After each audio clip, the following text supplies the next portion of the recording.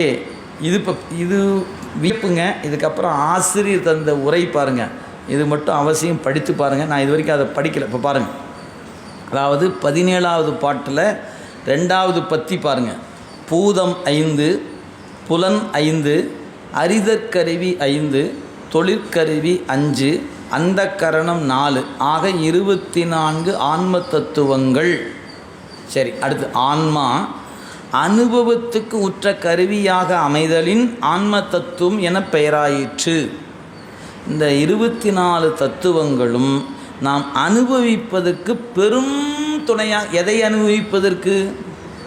இன்பத்தை, துன்பத்தை, இதெல்லாம் அனுபவம்னு மட்டும்தான் சொல்கிறேன், என்னன்னு சொல்லலையே.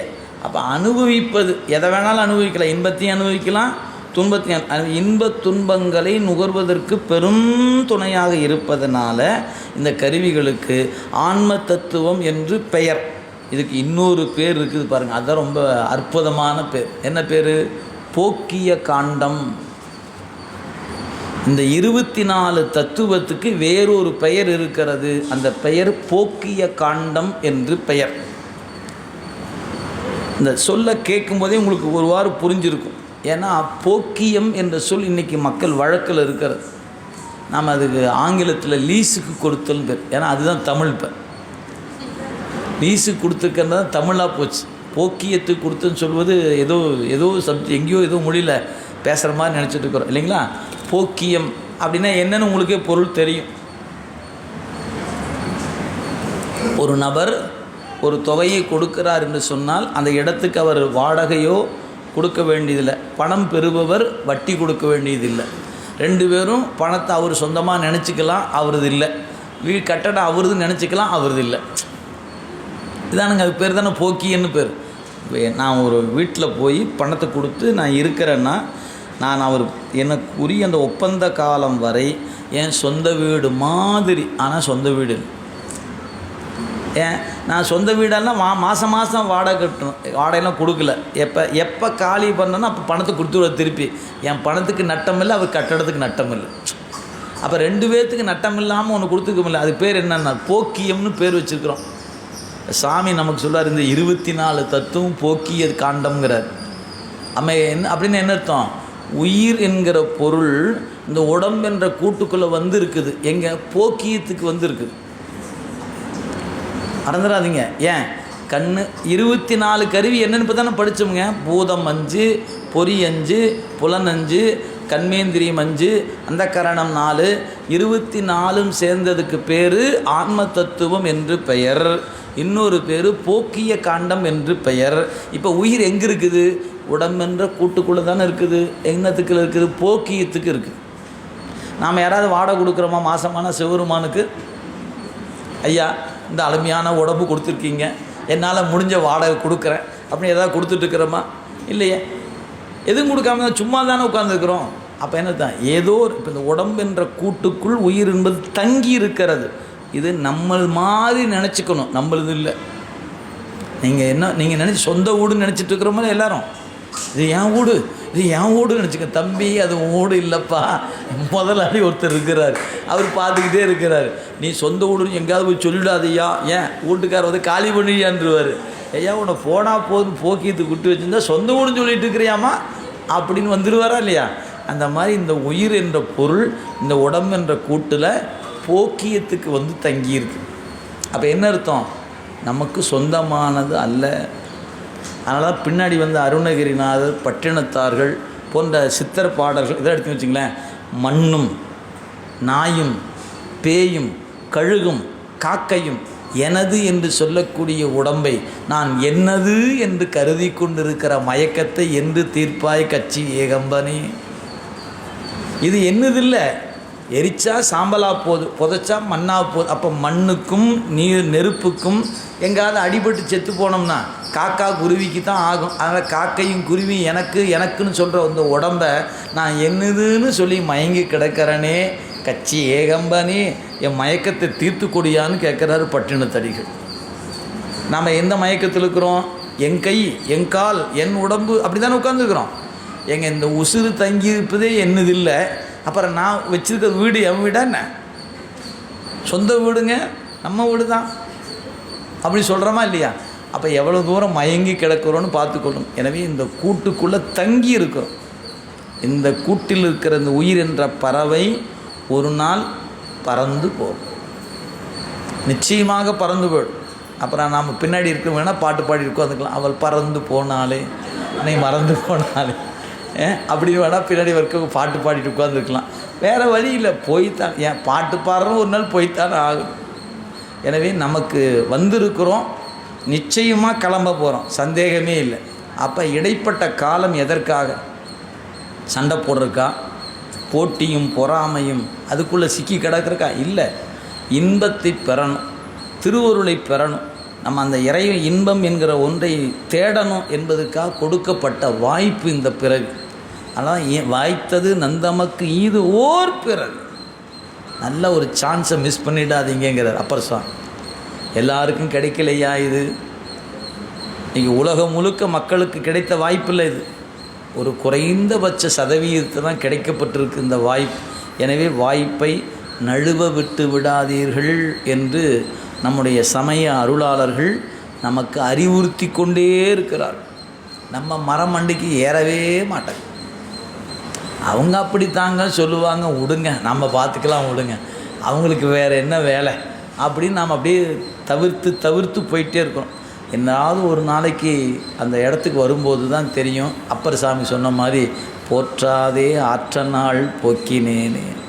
அன்னைக்கு அழுதோம்னா திரும்பி வராது. இன்றைக்கி நினச்சா ஓடலாம், ஒடியாரலாம், உழவாரம் செய்யலாம், திருவாசம் முற்ற போகலாம், தலை யாத்திரை போகலாம், எல்லாம் போகலாம். ஒரு 60+ ஆயிடுச்சுன்னு வச்சுங்களேன், அப்புறம் உட்கார முடியாது, நிற்க முடியாது, நடக்க முடியாது, ரொம்ப கஷ்டப்படும். அப்போதைக்கு ஆசை வந்தால் என்னத்துக்காரு? நல்லா இருக்கிற காலமெல்லாம் அந்த ஆசை வராமல் போயிடுச்சே. இந்த பாலாக போன அறிவு இப்போ தாங்க வந்திருக்குது. என்ன வந்து இப்போ நடக்க முடியல, உட்கார முடியல, இப்போ நிறையா செய்யணும்னு தோணுது, செய்ய முடியல. ஏன்? அதுதான் நிலைமை. எனவே இருக்கும்போது செய்து கொள்ளக்கு முயற்சிக்கணும். நீங்கள் பின்னாடி பார்த்துக்கலாம்னு நினச்சிங்கன்னா பின்னாடி பார்க்குறக்கெல்லாம் ஒன்றும் இருக்காது. இன்று நன்று நாளை நன்று என்று நின்ற இச்சையால் புன்றுகின்ற வாழ்க்கையை போக விட்டு போதுமின். இன்றைக்கி நல்லது, நாளைக்கு இன்னைக்கு விட்டா இல்லை, நாளைக்கு இந்த வாய்ப்பு மறுபடியும் கிடைக்காது அப்படிங்கிறத ஒவ்வொரு முறையும் கருதணும். இன்றைக்கி நம்ம காலை எழுந்தால் சாமி போட்ட பிச்சை, தூங்கி எந்திரிச்சோமா, பெருமானே இன்றைக்கி வாழ்நாள் நீ கொடுத்துருக்குற, அப்போ இந்த நாள் யாருது? உன்னுடையது. ஆனால் உனக்கான பணி ஏதாவது ஒன்று செய்யணும். சும்மா சாப்பிட்டு தூங்க விட்டுறாத சாமி, ஏதாவது ஒரு வேலை கொடு, எஜமானே கொஞ்சம் வேலை கொடுங்க சாமி அப்படின்னு நம்ம கேட்டு வாங்கிக்கணும். சாமி மறந்துடாத என்ன கொஞ்சம், அடியேனையும் குறிக்கொண்மீனே என்னையும் கொஞ்சம் குறித்து வச்சுக்கப்பா அப்படின்னு கேட்கணும். சரி, இங்கே வந்துடுவோம். 7வது இந்த 7 கருவி சொன்னார். வித்யா தத்துவம் 7ம் சொல்ல கேட்பாயாகனர். கூடவே இன்னொரு பேர் பிரகிருதி தத்துவம் என்று பெயர். போக்கிய காண்டம், பிரகிருதி தத்துவம், ஆன்ம தத்துவம். எனவே 24 கருவிகள் ஒரு அமைப்பு. இந்த 24க்கும் ஆன்ம தத்துவம் என்றும் போக்கிய காண்டம் என்றும் பிரகிருதி தத்துவம் என்று பெயர் அப்படிங்கிறது நினைவில் கொள்ளுங்கள். அடுத்தது பாருங்கள், வித்யா தத்துவம் 7 என்ன சொல்கிறப்பா, குறிச்சிக்கப்பா அப்படிங்கிறார். காலம் நியதி கலம், காலம் நியதி கருதும் கலை வித்தை, ஏல அராகம் புருடனே மாயை, மால் அறை 7 சொன்னும் அடைவாக சொன்ன இவை தம் உண்மை உண்ணி உரைக்கும் தாம் உற்று. இந்த 7ம் 7 வகையான வேலையை செய்யும். இந்த 7ம் ஒன்றின் வேலையை இன்னொன்று செய்யாது அப்படின்னார். அந்த 7ம் என்ன? காலம், நியதி, கலை, வித்தை, அராகம், புருடன், மாயை என்ற பேருங்க. மறந்துடாதீங்க, இங்கே சொல்லுகிற மாயை வேறு, பொதுவாக சொல்லுகிற மாயை வேறு. நம்ம ஆணவம் கண்மம் மாயின்னு ஒன்று படித்தோமா, அந்த மாயை வேறு, அது மூலப்பொருள். இங்கே சொல்லப்படுகிற மாயை காரிய பொருள். எனவே மாயை பல வகை இருக்குது. சுத்த மாயை, அசுத்த மாயை, பிரகிருதி மாயைன்னு ஒன்று இருக்குது. அது அசுத்த மாயை என்கிற மாயையில் வருகிற ஒரு மாயை இந்த மாயை. இது உங்களுக்கு முதல்ல எடுத்து சொன்னால் அப்படியே போட்டு குழப்புற மாதிரி தெரியுங்க. படிக்க உங்களுக்கு அந்த வேறுபாடு தெரிஞ்சிடும். எனவே மாயைங்கிற பொருள் பல. அதில் சுத்த மாயை, அசுத்த மாயை, பிரகிருதி மாயை, இந்த 3ம் முக்கியமானது. அதில் அசுத்த மாயை 7ல் ஒரு மாயை ஒன்று இருக்குது. இது காரிய மாயைன்னு பேர். நல்லா ஏன் காரிய மாயனா, காரியம் ஒரு காலத்துக்கு அழிஞ்சிடும், காரணமாக இருக்கிற மாயை எந்த காலத்தும் இருக்கும். நமக்கு சைவ சித்தாந்தத்தில் 3 பொருள் அனாதி: பதி அனாதி, பசு அனாதி, பாசம் அனாதி. பாசத்தில் குறிக்கப்பட்ட ஆணவம், கண்மம், மாயை 3மே அனாதி தான். எனவே அனாதி பொருள் எந்த காலத்தும் அழிவுக்குட்படாது.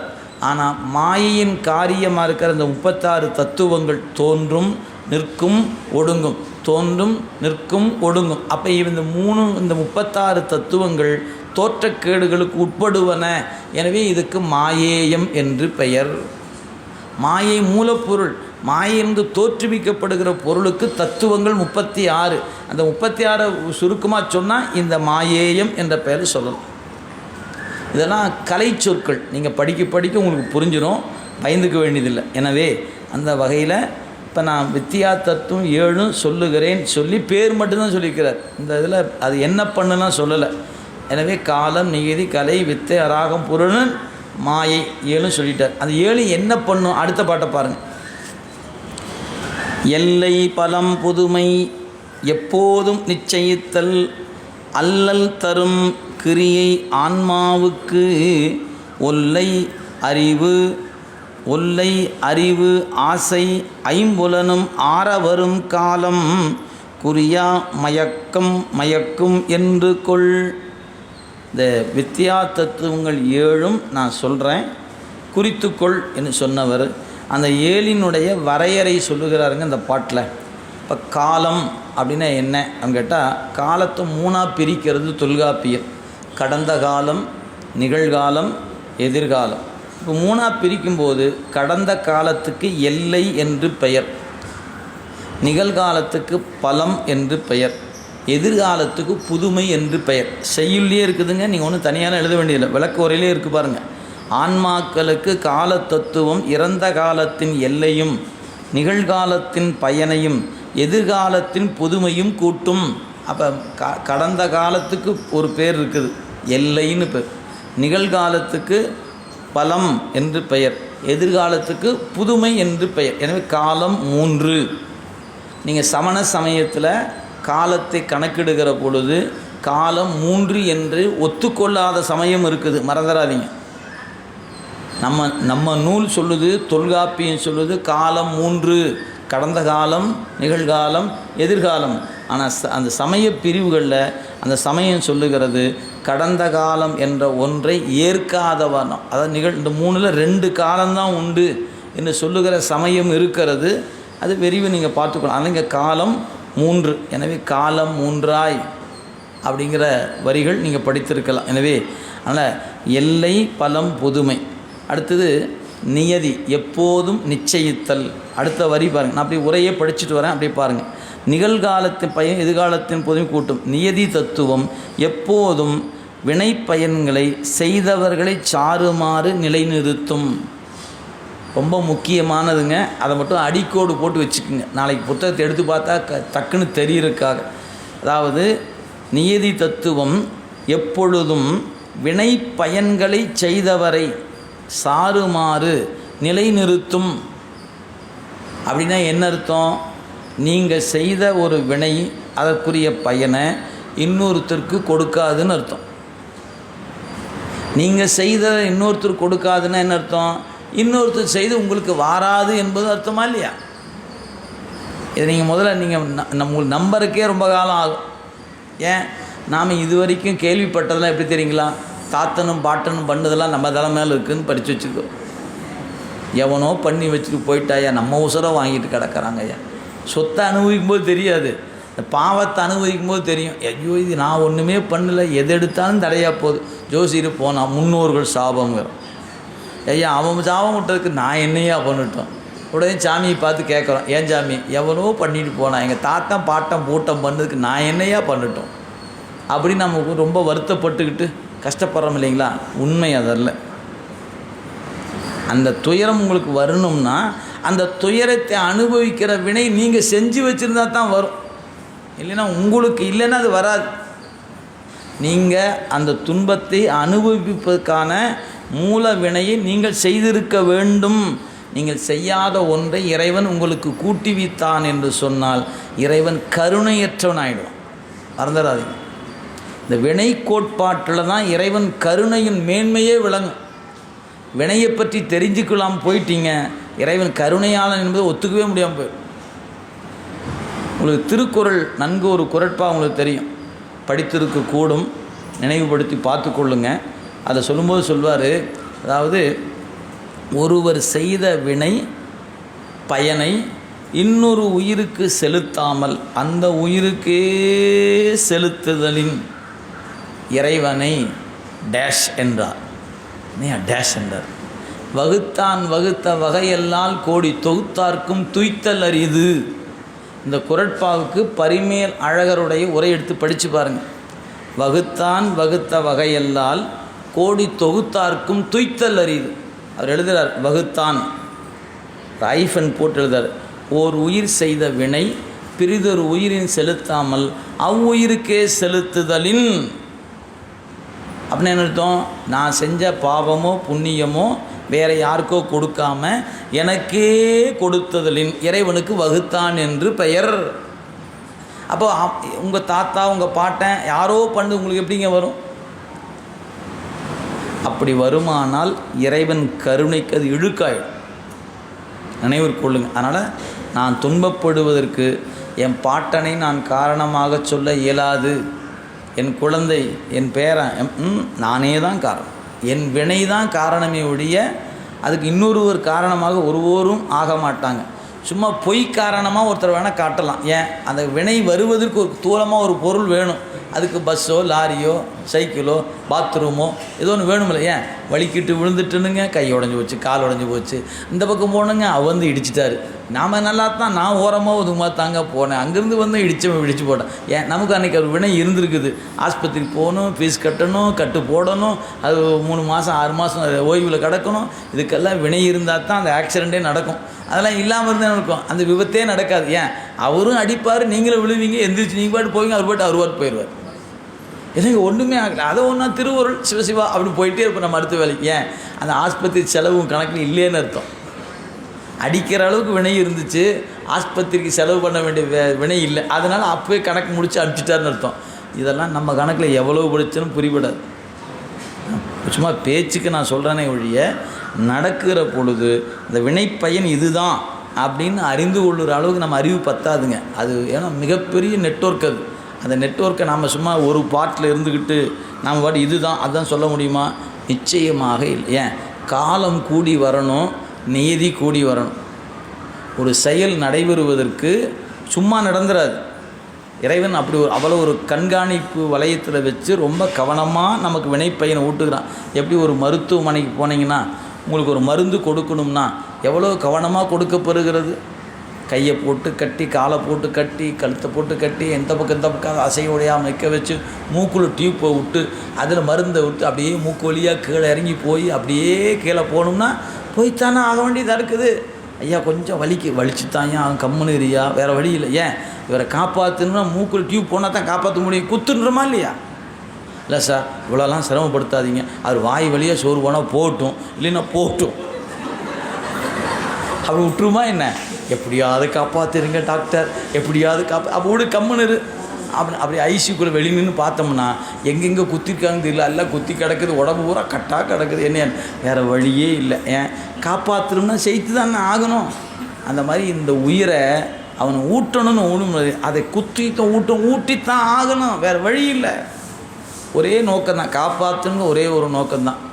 அது மாதிரி தாங்க பெருமான் செய்துட்ருக்கிறார். எனவே நீங்கள் எவ்வளவு வினையை பெற்று படித்தாலும் நம்ம அறிவுக்கு அப்பாற்பட்டது. அதனால் ஆராய்ச்சி பண்ண விட்டு போட்டு கடவுளேன்னு ஒரு கும்பிட போட்டோம்னா காப்பாற்றியான்னு நின்றுக்கிட்டால் வேலை முடிஞ்சு போச்சு. எனக்கு ஒரு வேலை உன்னை கும்பிடுவது, உனக்கு ஒரு வேலை என்னை காப்பாற்றுவது. எப்படி காப்பாற்றுவேன்? அது எம்பாடு இல்லைப்பா, உம்பாடு. எனவே காலம் என்ற ஒன்று இருக்குது, 3ஆக பிரிக்கிறோம். நியதி செய்தவருக்குத்தான் செய்த வினைப்பயன் வந்து சேரும்.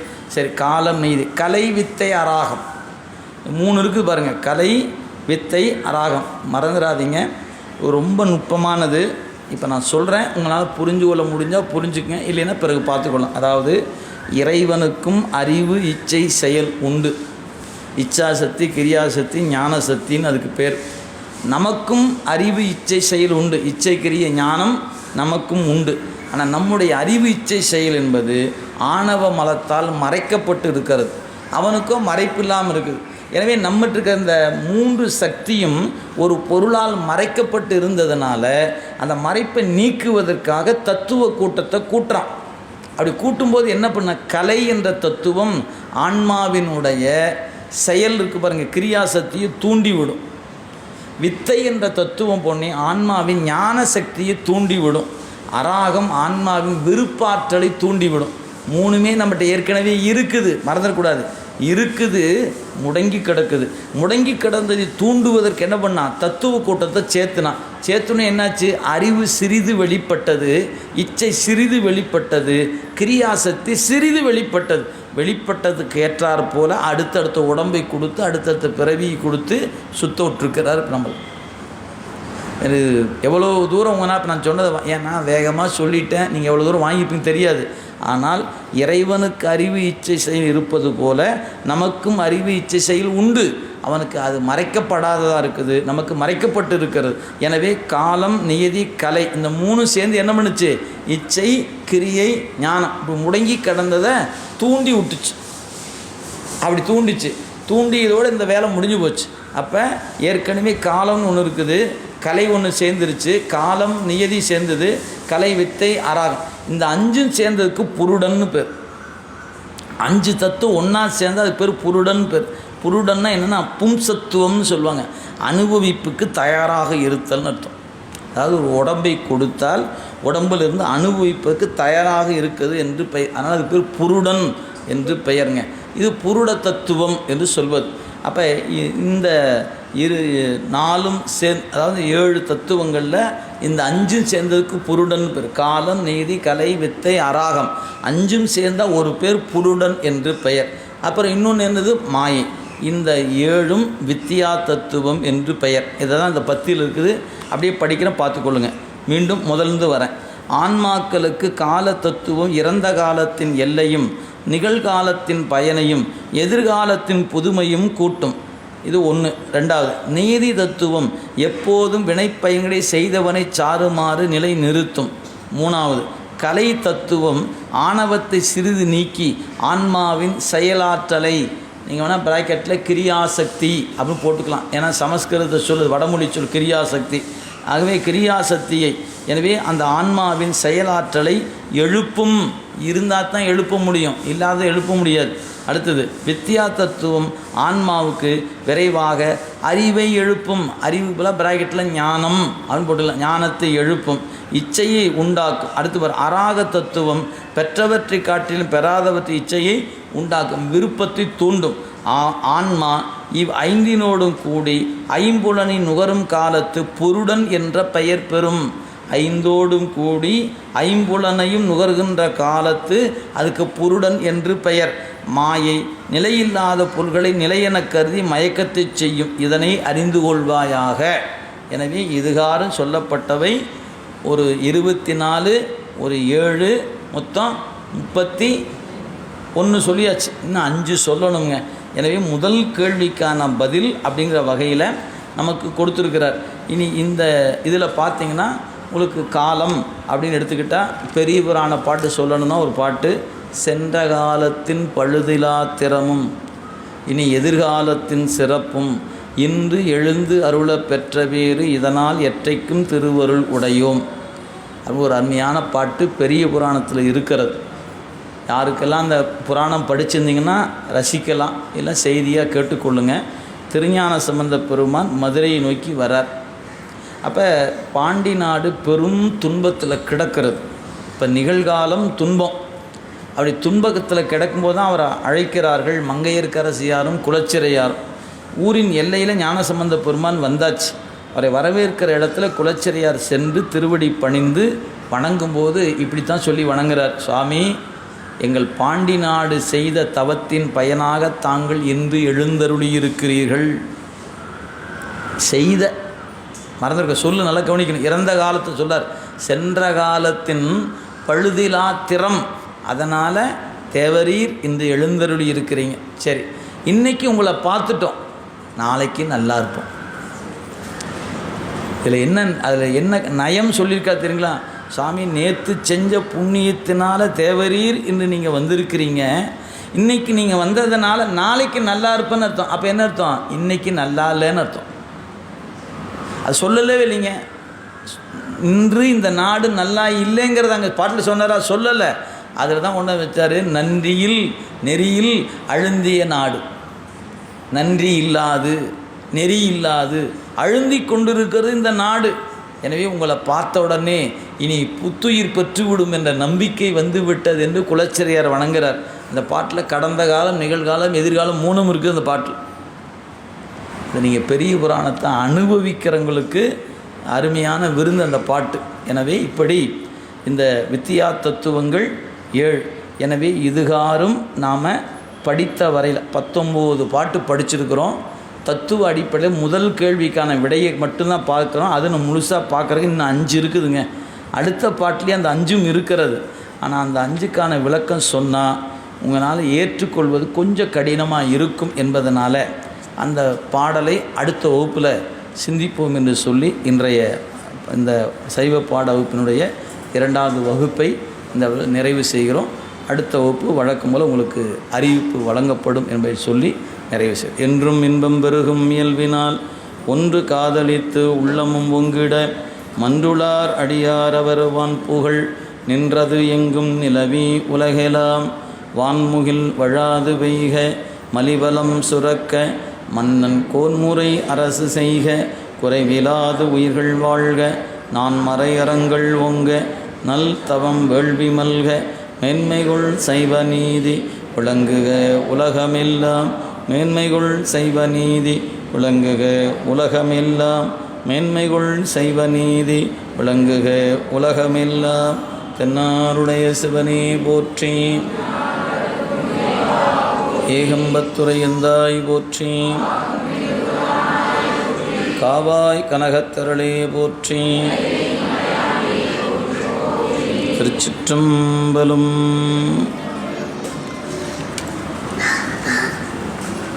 சொல்லணும், பாட்டு சொல்லுங்கள்.